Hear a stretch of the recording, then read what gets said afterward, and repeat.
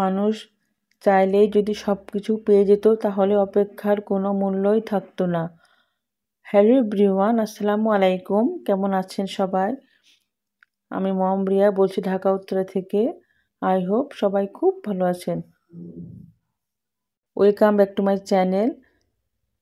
তো আজকে সকালে নাস্তা কমপ্লিট করে ফেলেছি। তো এখন আগামীকালকের জন্য পরোটা ফ্রোজেন করে রাখছি। তো আগামীকাল না, বেশ কয়েকদিন যাবে। তো সেভাবে করে পরোটাগুলো ফ্রোজেন করে রাখছি। তো কিছুক্ষণ আগে আমি বানিয়ে ফ্রিজে রেখেছিলাম প্রায় ১ ঘন্টার মতো। এখন একটু জমে গিয়েছে, তো এখন এগুলো বক্সে ভরে রেখে দিব।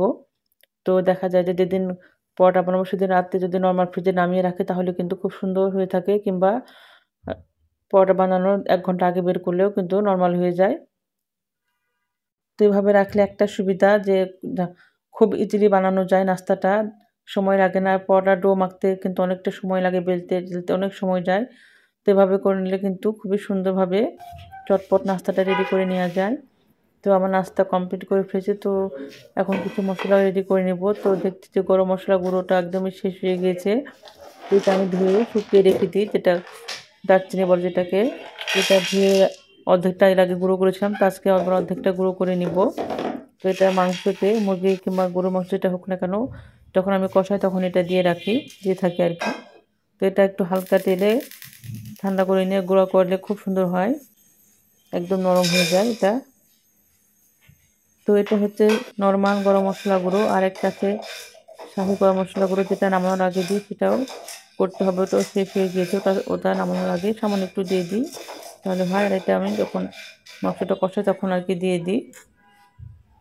১ চা চামচ করে দিলে হয়, ১ কেজি মাংসের জন্য ১ চা চামচ করে দিলেই হয়।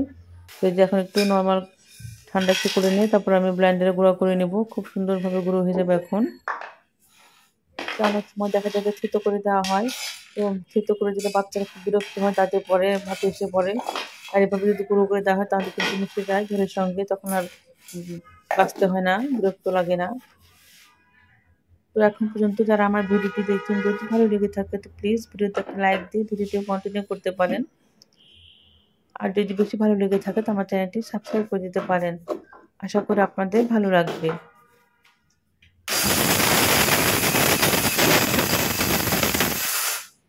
তো যে ২-৩টা ঘোরানি দিলেই কিন্তু খুব সুন্দরভাবে মিহিভাবে গুঁড়ো হয়ে যাবে।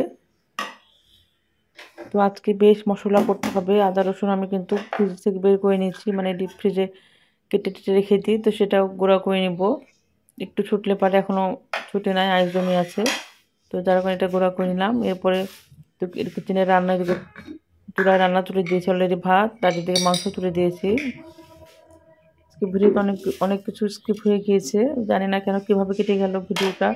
রান্নার ভিডিও একটু নয় কেটে গিয়েছে। তো আজকে কিচেনের এই পাশটা আমি পুরো ক্লিন করে নিব, ডিপ ক্লিন করে যাকে বলে। এই যে সেলফ, এরপর হচ্ছে থালা বাসন রাখার যে 2টা সেলফ আছে আমার, একটা প্লাস্টিকের একটা স্প্রে, সেগুলো আমি ক্লিন করে নেব, দিয়ে গুছিয়ে নেব। এই জন্য রান্নাটা আগে তুলে দিয়েছি। তো এই যে কি সুন্দরভাবে গুঁড়ো হয়ে গিয়েছে।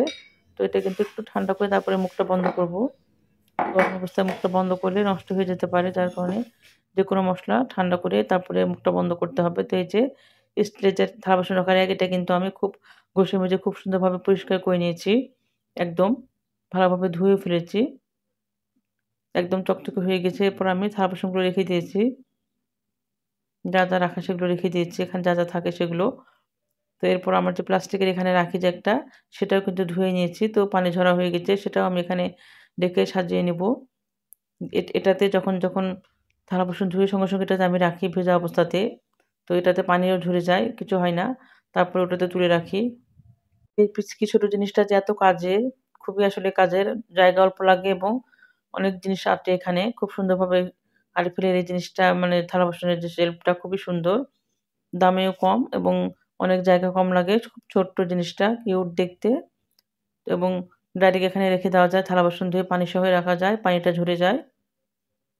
কি আর বলবো, কিচেনের কাজ আসলে শেষ হবার নাই। দেখা যাবে আজকে ধুলাম, এ পাশটা দেখা যায় ওই পাশে একটা নোংরা, আবার দেখা যাবে এটা, আবার কয়েকদিন পর এটা নোংরা। তো কিচেনের কাজ কিন্তু আমাদেরকে রেগুলারলি করতে হয়, যে আজকে করলাম বলে আর করবো না তা কিন্তু না।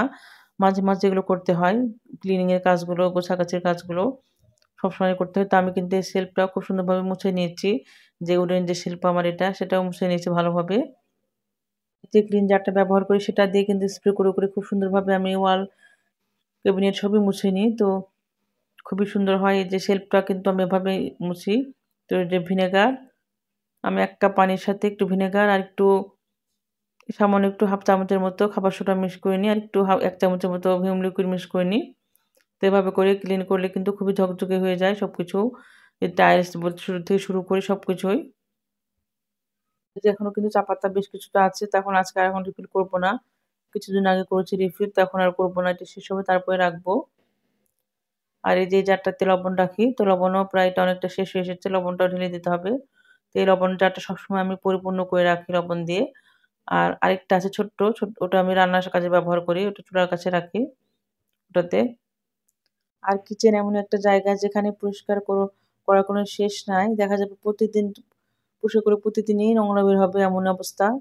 কোনো না কোনো জায়গা প্রতিদিনই ক্লিন করতে হয়। তো এখন আমি এগুলো গুছিয়ে নিচ্ছি। ক্লিন করা হয়ে গিয়েছে পুরোটাই। কিন্তু অফ ক্যামেরায় যে টাইলসের দেয়াল সেটা, কাউন্টার টপ সেটা কিন্তু খুব ঘষে মেজে ক্লিন করে নিয়েছি। সেটা আর দেখানো হয় নাই। সবগুলো ক্লিন মানে এই পাশ কিচেনের এই পাশটা পুরোটাই আমি ক্লিন করে একদম ঝকঝকে তকতকে করে নিয়েছি। এই যে ওয়েল জারগুলোও কিন্তু আমি মুছে নিয়েছি আরকি। এটাও ক্লিনই আছে কিন্তু মুছে নিয়েছি। একটু স্প্রে করে, করে টিস্যু দিয়ে মুছে নিয়েছি। যেহেতু শীত প্রায় চলে এসেছে বলতে গেলে, তো এখন কিন্তু এই যে ধোয়া মোছা ক্লিনিং এর কাজ কিন্তু খুব করতে ঝামেলা লাগবে শীতের দিনে। একটু কষ্ট লাগবে পানিতে হাত দিতে, সারাক্ষণ পানি দিয়ে, দিয়ে কাজ করতে। তো যার কারণে কিন্তু কিচেনটা আমি খুব ডিপ ক্লিন ভাবে শীতের জন্য ডিপ ক্লিন করে নিচ্ছি আস্তে, আস্তে করে। একদিনে তো হবে না। তো আজকে এই পাশটা পুরাটাই আমি ডিপ ক্লিন করলাম। পরে গত নেক্সট দিনও আরেক পাশটা করব।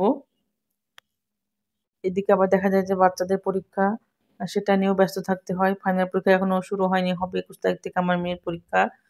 তো এখন এত ঝামেলা করা যাবে না যে বেশি সময় নিয়ে কাজ করা যাবে না। পরীক্ষাটা শেষ হলে তখন আবার করতে হবে। তো এই যে ওয়ালটা কিন্তু পরিষ্কার করে নিচ্ছি। এখন আমি যে কিচেন টাওয়েল সেগুলো এখানে রেখে দিচ্ছি।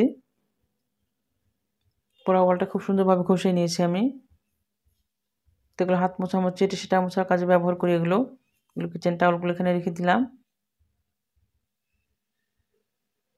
আর সিঙ্কের সাথে ২ টা প্ল্যান্ট রেখে দিলাম। এটা আর প্ল্যান্ট তো আমার থাকবে সবসময়। সাজাতে গেলে তো প্ল্যান্ট ছাড়া আমার চলেই না। তো যে শেলফটাও যে গ্লাসের এটাও কিন্তু ঘষে মেজে পরিষ্কার করে নিয়েছি। একদম চকচকে করে দিয়েছি। মানে এই পাশটা পুরাটাই আমি ডিপ ক্লিন করে নিয়েছি একদম। এটাও কিন্তু খুব সুন্দরভাবে পরিষ্কার হয়ে গেছে গ্লাস শেলফ। এটাও কিন্তু একটু নোংরা হয় বেশ। যেহেতু এখানে গ্যাসের চুলা আছে তো একটু তেল চিটচিটে ভাব হয়ই। তো তাও পরিমাণের তুলনায় কমই হয় এইদিকে। যেমন এই যে আমার এই সাদা শেলফটা একদমই কিন্তু পরিষ্কার থাকে, খুব একটা নোংরা হয় না। গ্যাসের তেল চিটচিটে ভাবটা কিন্তু এদিকে একটা আসে না। যার কারণে এটা কিন্তু ভালো থাকে। হোয়াইট কালার হিসেবেও কিন্তু কিচেনে খুব সুন্দরভাবে থাকে। অতটা নোংরা হয় না। আর এখন দিন যে এত ছোট হয়ে গিয়েছে, মানে কাজ করে কোনো তাল পাওয়া যাচ্ছে না। কোনটা থেকে কোনটা কাজ করব এমন অবস্থা। এতটা দিন ছোট হয়ে গিয়েছে। তারপরে তো ডিসেম্বর মাসটা পুরোটা এভাবে যাবে। একদমই কাজের কোনো তাল পাওয়া যাবে না। একে তো শীত পড়বে, তারপরে আবার ছোট দিন। তো হয়তো জানুয়ারি মাস থেকে আবার দিনটা বড় হতে শুরু করবে। তো এই যে এগুলো আমি কিন্তু গুছিয়ে নিয়েছি আর একদম পরিষ্কার হয়ে গিয়েছে। এই যে শেলফটাও। আর উপরে কিন্তু একটু হুক আটকানো আছে। আমার এখানেও কিছু ফ্রাই প্যান ট্যান এগুলো ঝুলিয়ে রাখি। তার এখানে একটা মানি প্ল্যান্ট দিয়ে দিয়েছি এই যে উপরে। এখানে ভিম লিকুইড এগুলো রাখা হয়, ব্রাশ ট্রাশ এগুলো আরকি। তো আমার বাসায় কিন্তু উপরে ক্যাবিনেট করা নাই। শুধু নিচেই আছে ক্যাবিনেট। এই যে এর সাথে কিন্তু বেলকনি আছে কিচেনের সঙ্গে আমার। তো এই যে শুধু নিচে কয়টা ক্যাবিনেট আর উপরে কিন্তু কোনো ক্যাবিনেট নেই। এজন্য আমি এই ক্যাবিনেটটা কিনে নিয়েছি। তো এই ক্যাবিনেটে সবকিছু রাখা হয়। মসলা-টসলা যার যা কিছু আছে সবকিছু এখানে রাখা হয় এই ক্যাবিনেটের ভেতরে। আবার নরমাল কিছু বাসনপত্র রেখেছি তখন, যেগুলো সবসময় লাগে আরকি, সেগুলো এখানে রেখেছি টুকটাক ব্যবহার করার জন্য। আর এই যেখানে আমার ব্লেন্ডারগুলো রাখি, এটা একটা ওভেন র‍্যাক। তো ওভেনটা আমি ডাইনিং পাশে থাকে। তো এখানে আমি রান্না করা খাবার-দাবার এটা সেটা রাখি। আজ এ পর্যন্ত। দেখা হবে নতুন কোনো ভিডিওতে। ততক্ষণ পর্যন্ত সবাই আল্লাহ হাফেজ।